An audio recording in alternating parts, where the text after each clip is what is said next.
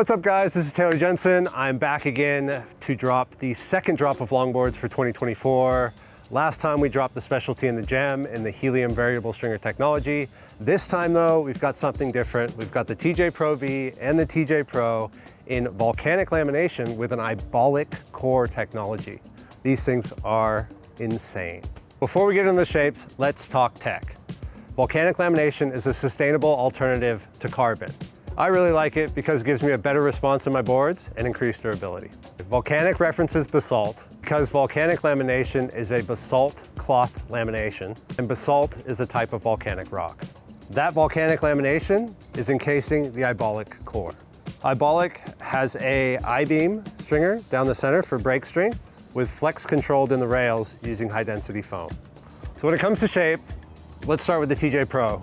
This has been the longest running model that I've had in my line with Firewire Surfboards. TJ Pro is all performance, rounded pintail, shaped by Dan Mann. It's all about speed, power, flow, driving turns on rail, fast down the line nose rides. It's got a 2+1 fin setup in that rounded pintail, a double concave through the tail, slight V out the end to loosen things up, and a light single concave in the nose for nose riding. A very performance rail. A lot of times when people think longboards, they don't think of the back half of a longboard looking like this.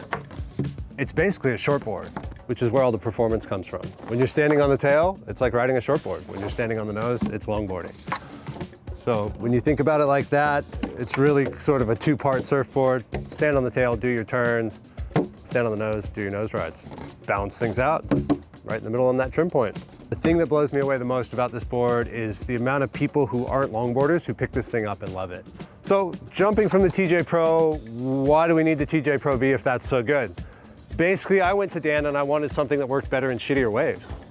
Is the bottom line. I wanted a board that was a little bit flatter, a little bit faster, something that didn't need as much waves to push it, and something that we could get really loose and fun with. You know, I wanted a little bit more nose area, so skim across the flats and nose ride easier.